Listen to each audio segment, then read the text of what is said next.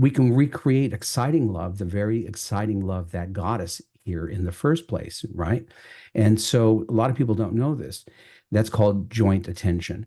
And you can do that in a number of ways. One is travel. Travel is novelty, right? You guys go someplace and you have to navigate that terrain together. You have to deal with a language perhaps you don't understand yet, a culture that's not yours, and that enlivens us. That pulls us together. So from a relationship standpoint, a lot of people that listen to this show are getting to the point where they're going to be going through what my wife and I are doing right now, which is our oldest son will be going to college in the fall, and our youngest son actually lives away at a soccer academy and is Oh, a full-time player and student for one of the Major League Soccer academies at 15. And amazing. so it's really cool and we love it, but it's created quite a unique scenario where we're almost like we are early onset Empty empty nesters. nesters. And so Another I another reason to keep courtship.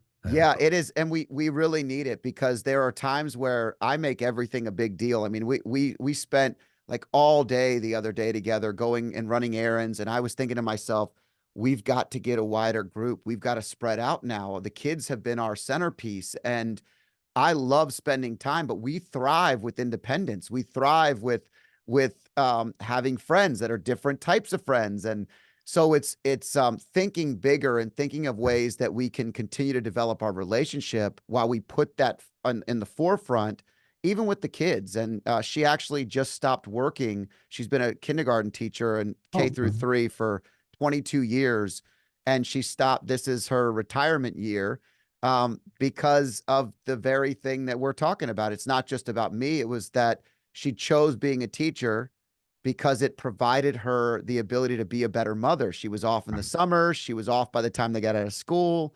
And now having our youngest son not live locally, we have a lot more flexibility with her not working to be able to travel, to be able to spend more time, to watch all the games. And so we've made again another major decision that was very difficult together, but it's putting the relationship first. It's putting the family first and learning from our mistakes. But we're in new territory. So any advice that you have for empty nesters, we'd love to listen to any guidance. And I don't know if this is where the couples bubble or any of the other things that you talk about Yeah. are perfect, but we're all ears as we learn. Well, we have a neocortex that seeks novelty constantly. So you have to sort of feed the beast.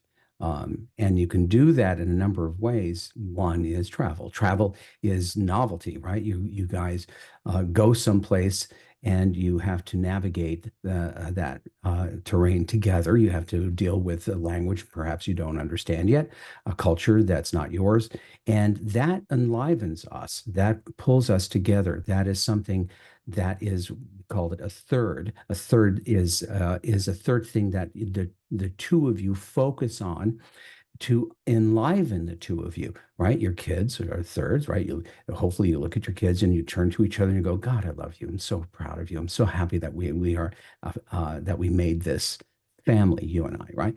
I love that I'm here with you, this beautiful place, right? You know how to use your excitement over novelty and throw it to each other, which, by the way, in our species creates what's called an amplification effect. Only our species can do that. So we can actually share excitement and multiply it tenfold, right? We get an extra dose of endogenous drugs, groovy drugs that make us feel great. So we can recreate exciting love, the very exciting love that got us here in the first place, right? And so a lot of people don't know this. That's called joint attention. So anytime we set up other projects, children is a project, right? It's a couple's project. You don't own your children, they're passing through, right? It's a project. You work together as a couple, right? Hopefully. But then there are other projects, moving, redecorating, learning how to cook together, or a sport together, or traveling, or learning a language together. There's just a million things to do. But we know that human beings always do better in unions, free and fair unions, when they have a third thing to strive for, that they have a set of purposes, right? One that establishes their relationship, the sort of the center of the universe, but then other things, right? We have a purpose in making this trip the best trip that we can possibly make it, and a vision that we're going to have the best time, and we're going to high five each other at the end of the trip, and then we go systematically and take off the table what could possibly go wrong, right?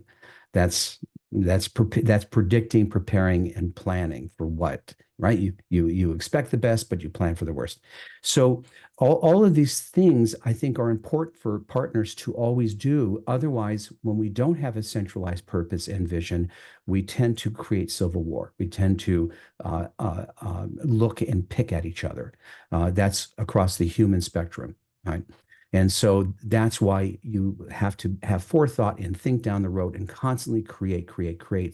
A good couple can handle any load bearing without the wheels coming off because they're practiced, right? They're practiced at decision making, problem solving, and creating new things. That's what we do, unless you're mired in threat, in which case you're not going anywhere. You're spending all your time trying to feel safe and secure. So what you're doing in the travel, I think, is great. Just take us along with you. Yeah, that's great. That's great. I We think want to we for want to go. Okay, if we could just tell you where we'd like to go, just if you could just take us with you, because we like to travel too. yeah, where do you travel? Is there a favorite space, favorite spot? You know, we, we like new places. We've been all over the world teaching and training. So I think we've been to every continent but one, Antarctica, I think. So maybe that will be the next one. Although, yeah, I don't, as the older I get, I just don't, I'm not sure how I feel about walking on ice. Um, but there are always places to go and see, and I can't think of an absolutely favorite. I love too many places. Well, we Uh, we differ. We differ in our favorites. I love Europe because I love it. It absolutely slows me down, but slows me down with purpose. So I struggle to just sit and relax because I like to do and build and create. And but I love Europe because everything is moving towards the next meal, which is how I've always lived my life. So it's a special place. Great wine, great food, romance. Like it is my favorite kind of movie to watch, my favorite experience. And my wife loves the beaches. She loves the Caribbean. She loves we went to Greece and she was not interested in going to Greece until we arrived at the resort. And she goes, "You didn't tell me it was going to be beautiful beaches everywhere." And I said, "I didn't know what resort we were going to. We just picked this and I knew it was a nice one." And she goes, "This beach is gorgeous." And everything about it was like the best of both worlds. We had yeah, to there's a lot of there, beaches in Europe. that's it. So these are the things we learn as we experience Yeah. these trips. But you're right. It also part of our ROM retreats that we talk about and that we've always done, there's a part of adventure that goes with that. Like you were talking, we have to solve for something. We're learning something together. Just being on an adventure together helps align you in a way where it reminds me and her, it reminds us that we like each other. We don't just love each other. Right. And that's such a powerful thing that I think a lot of couples maybe don't have the ability to do or haven't prioritized it as much. We have to cultivate it. You have to make it a priority. That speaks to organization. It sounds like the two of you are hands-on with your relationship. A lot of people aren't. A lot of people go into relationship without any kind of sense of why they're doing it and what's the point of the relationship. They do it because of feeling, right? Emotion. I love you. I'm attracted to you. That lasts a good hot minute. It has to be based on something meatier, based on a purpose, which is above and beyond feeling. Right? We do it because we decided this is the best thing we could do. We do it because we decided this is the right thing to do or the good thing to do. So say us both. And couples, unlike any other free and fair union, they don't organize, they don't structure, they don't create a hierarchy, they don't create principles of how they're going to govern each other, right? Basically, boss each other around as equal, power sharing partners, right? And so that speaks to a very important issue: is how little partners structure the meaning and the purpose of their relationship, and they are rudderless because of it, and they fight because of it, because they don't create policies. So they don't know how to get consensus and to govern by taking their differences into account, but coming to areas where they will agree and where they are the same. So it sounds like the two of you have mastered that, or maybe you're naturals. If you like clips like this, I have a similar clip here.